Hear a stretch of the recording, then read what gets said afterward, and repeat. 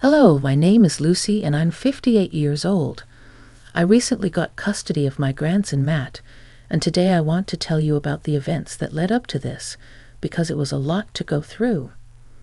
I'm finally at a place where I'm willing to talk about it, and I think sharing it here will only build my confidence to talk to people in real life about it. Let me begin by telling you about my daughter Melanie. Melanie is my one and only child, but she was the apple of my eye. When she was just 3 years old, her dad and my husband passed away, and so it had always been just the two of us. She was a bright and brilliant girl. If there was one thing I absolutely adored about her, it was her sense of work ethic. It was what got her everything she wanted, including a full ride to her dream college. Melanie met her husband Nathan in college, and they got married almost immediately after they graduated. I was not too thrilled about it because I wanted Melanie to at least have a taste of the outside world while being independent, but I held my tongue because I didn't see it as my place to say anything. I was just happy to see her happy. The only advice I gave her was to hold off on having children so soon because she needed to focus on her career first. She did not really listen to me because only 2 years later she got pregnant with my grandson Matt. I was once again not thrilled that she was pregnant so soon, but a part of me was a little excited at the idea of becoming a grandmother. When Matt was born, it was truly a moment of pure joy for me. The first time I held him in my arms, I just knew that I was going to spoil him rotten. Fast forward to around 2 years later, Melanie and Nathan decided to move to another state because Nathan found a better job there. I was not happy that I was going to be separated from my grandson, but I knew that Melanie and Nathan were only doing that to provide a better life for Matt, so I learned to live with their absence. They did come back around 8 years later, and I was overjoyed to welcome them back. During those 8 years away, I did not see them in person even once. I only ever communicated with them via Skype and irregular calls. Anyways, when they got back, Nathan and Melanie rushed headfirst into working.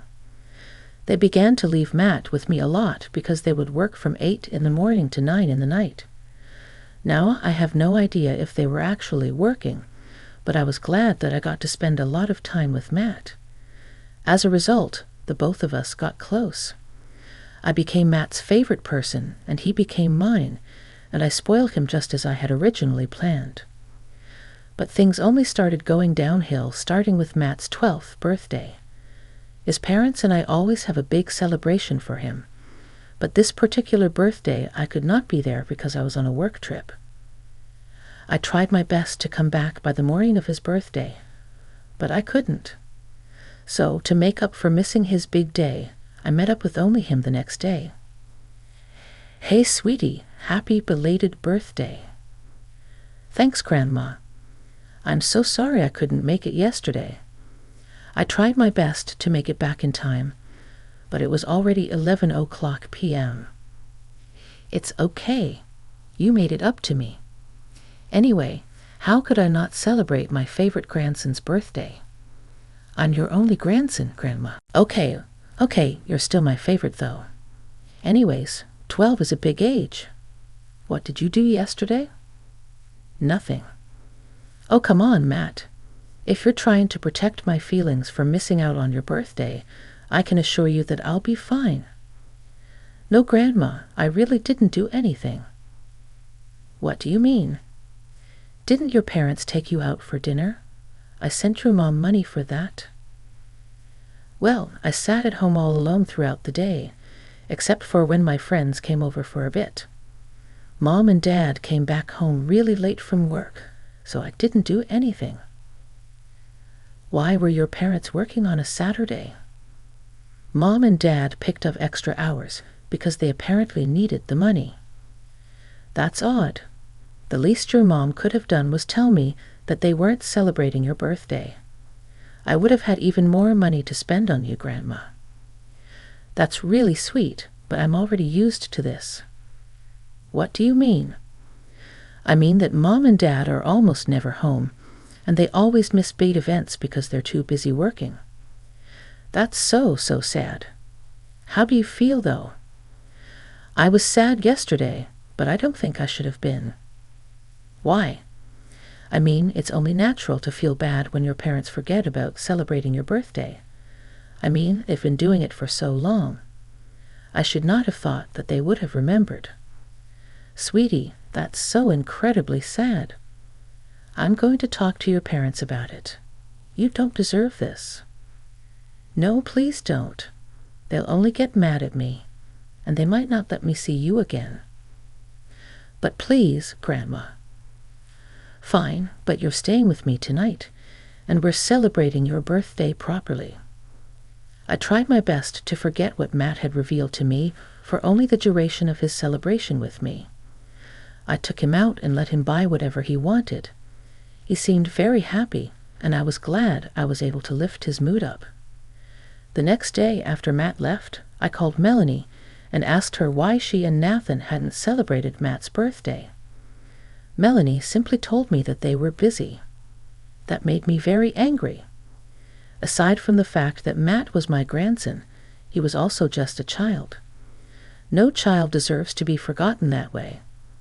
I told Melanie the same thing, and she told me to mind my own business and not teach her how to parent. I held my tongue only because I was worried that she would cut off my access to Matt. Around the month after Matt's 12th birthday, I got a phone call from Matt while I was at work. Grandma, Matt, sweetie, how's everything going? Grandma, I need help. What? Why? What's going on? I feel really sick. Oh, sweetie, where are your parents? I've been trying to tell them that I haven't been feeling well for a long time now, and they haven't been listening. No, they keep telling me that I'm fine, and that they're too busy to do anything about it. Okay, on a scale of 1 to 10, how bad is the pain? 10. Whoa, where is this pain you're feeling? Near my tummy, Grandma.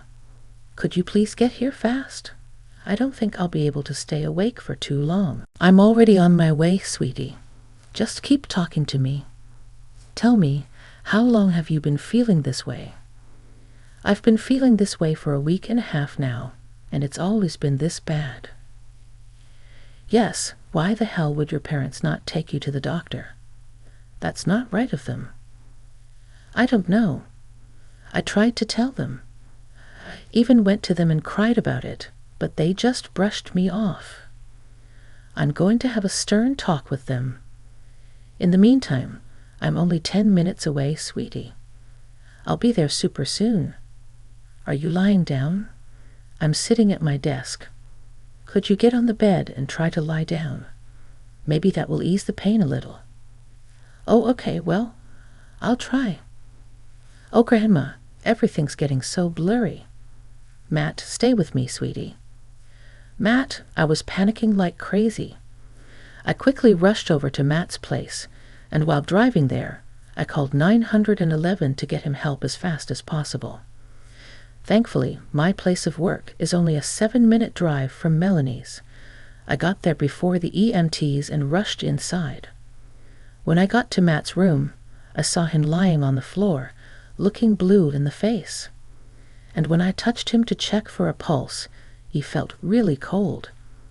Thankfully, I felt a pulse in him, and only a minute after I reached there, the EMTs also arrived. They quickly loaded him up in an ambulance and rushed him to the nearest hospital. I kept calling Melanie and Nathan, but neither of them responded, so I left them voicemails and messages informing them of what had happened. Right as I was imagining the worst-case scenarios, Matt's doctor told me that he had a ruptured appendix and needed to have emergency surgery. He was rushed into the ER, and I paced back and forth as I waited to hear about the results. I still couldn't get a hold of Melanie or Nathan, and my anger towards them was only growing with every minute. Thankfully, Matt's surgery went off smoothly, and he quickly came back to consciousness after he was put into his own ward. About an hour after Matt awoke, Melanie and Nathan rushed in. Oh my God, Matt, what happened? Apparently, my appendix ruptured, and I needed to have immediate surgery. How did this happen so suddenly? Matt has been telling you about this pain for over 10 days. Sure, but how were we supposed to know that it was this serious? Are you being serious right now? As Matt's parents, both of you should look after every pain and illness that Matt has, regardless of how tiny and insignificant it seems. You know, I don't appreciate you talking to my husband that way. I wouldn't have to talk to either of you this way if you just took care of your son. Are you accusing us of being bad parents? Yes, I think I've been pretty clear about it. This was our only mistake, a mistake that would have cost Matt his life if he hadn't called me. Not to mention both of you value your work over Matt all the damn time. We do not. Right. Tell me that when I've been picking him up at least 3 times a week from school because both of you forgot that you had to. Listen, we're working hard to provide for him. Sure, we forgot to do certain things every once in a while, but that doesn't make us bad parents. You think Matt is going to care about all the money you got in 5 years down the lane? No. All he's going to remember is how you neglected him and how your neglect almost got him killed. You are overstepping so many lines. That is it. You may be Matt's grandma, but you have no say in how he's brought up or what we as parents do. I want you out of his ward. But Mom, I want Grandma here. She brought me here, so I think she deserves to be here. Matt, stay out of it. Once you're nice and healed, you are going to be in trouble. Why will he be in trouble? He could have called us and told us about his pain. Instead of coming to us, he went to you, and now we're beyond humiliated and embarrassed. You can't take your feelings out on him. He's been suffering, and he reached out to the only person he knew would take his pain seriously. Okay, Lucy, you really need to step out now, or we will have to get you thrown out. You can't do that as his parents. We'll be given first priority. I just have to tell the nurse to take you out of here. Fine, but this isn't over. Matt, sweetie, take care. Everything will be fine, and you have absolutely nothing to worry about. I'll see you soon. I was beyond enraged, but once again, I decided to hold my tongue, because I knew that I couldn't just abandon Matt when he most definitely needed me the most. I tried my best to get in contact with Melanie and Nathan to get updates on Matt, but neither of them answered any of my calls or texts. I could only hope that Matt was recovering nicely. That was until just a week after his surgery. Melanie called me and asked me to look after Matt during the daytime after work, until they came back home. She never addressed our last conversation, nor did she apologize for how she talked to me. I let it go because I was just happy to see Matt again. The next day, I rushed over to Matt right after work and saw him lying in bed and playing a video game. There's my brave and strong man. How are you doing, champ? I could be better, I guess. Have Mom and Dad been taking proper care of you? Well, they left me alone all day, so what? I thought at least one of them would have taken off to look after you. It was truly a miracle that even one of them stayed with me when I was in the hospital. Oh my God, you poor child. I want out of this house, Grandma. Is there anything you can do about it? Of course. I mean, I'm your grandma, and your parents have neglected you enough for me to use my rights as your grandma to take custody of you. But I don't think that your parents will be too happy about it. Who cares what they think? They clearly don't care enough about me. I completely agree. You'll be a little busy, though, and you'll probably have to go to court, and it'll be really tiring. I'll do anything to get out of this house. If I could survive my appendix bursting, I think I can handle being tired for a while. Wow, just how much damage have your parents done? You know, one time they forgot me in another state because they got too wrapped up with their own things. Another state? Yeah, one time they surprised me with a road trip, which only turned out to be a business trip for both of them. I stayed in the hotel the entire time while both of them worked, and one day after their meeting was done, they just left. They completely forgot I was even there. I had to spend a whole night at the police station waiting for them to come back. Did the police say anything to them? They spoke to my dad, and he told them he was overjoyed and that it was an honest mistake, and they let him go. I got yelled at afterward for not calling them. My God, they're monsters. Do you see why I want out so bad? Absolutely, honey. Let's give you another day or two to feel better, and then I'll bring a lawyer over, and we can start discussing getting custody of you. Thank you, Grandma. I didn't think I could get any more appalled by Melanie and Nathan's parenting.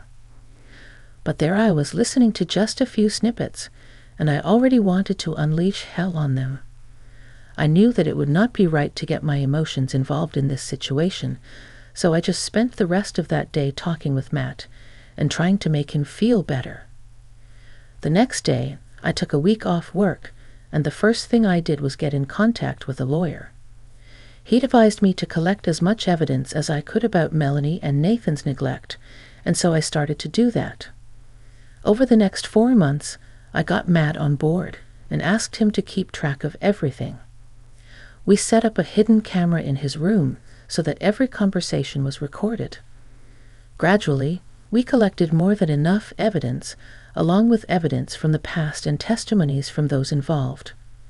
We had more than enough evidence to guarantee my custody of Matt. With that, I filed for Matt's custody, and Melanie and Nathan were summoned to court. Of course, they did not take it lightly, and I got a very angry call from Melanie. What do you think you're doing? Oh, hi, Melanie. Do not try to be nice to me right now. While you're trying to take Matt away from us, you have shown me one too many times how you neglect Matt. I don't want him growing up thinking that he's never cared for. That was one isolated incident, Mom. I've been speaking to a lawyer and to Matt. Matt has told me about all the other non-life-threatening ways you and Nathan have been neglecting him. So you've brainwashed Matt into thinking that we don't love him either? I didn't do that. I think he wanted to leave a long time ago, but he didn't know he could. How can you even say that? This is all you're doing. You had to throw a huge fit in front of him at the hospital. Melanie, I don't think you realize just how scary it was to walk into your home and see Matt lying unconscious and blue on his floor. It took everything in me to remain calm and get him the help he needed. Your nonchalant attitude about everything that happened to him is only making me angrier. We are not being nonchalant. You haven't even been paying attention to him after he had his surgery. Neither of you even took some time off to look after him. He's been home alone most of the time. Oh, shut up, Mom. We invited you over. He was not alone. I only see him after I'm done with work, which is around the afternoon. You and Nathan leave early in the morning and don't even get back until late evening. He's alone for a good portion of the day, and as far as I'm concerned, that's major neglect. How do you expect us to pay off the surgery, huh? That was only more stress on us. Are you trying to blame Matt for something he had no control over? If the shoe fits, you know what will alleviate you of all this financial stress? If you let me take care of Matt. He's my son. Your son that you do not care for. You can either make this easy, or I will drag everything you've ever done to Matt into the public. Are you threatening me? If the shoe fits. Now I have to go meet with my lawyer. You have 3 days to give me an answer. Bye. I actually did plan to provide evidence of all of Melanie and Nathan's neglect to all our family and Nathan's family, along with their workplaces, because I saw no reason for people like them to have children.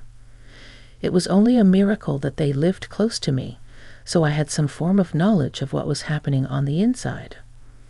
Matt was upset that his parents just did not see why they were wrong, but I stood by his side and assured him that the way his parents fought was not influenced by him or any of his actions.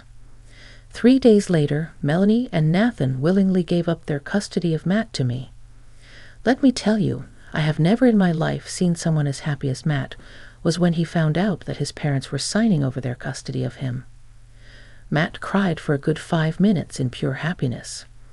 Seeing him that happy only made my heart break even more for him at the thought of what the poor child must have gone through for years before someone even listened to him.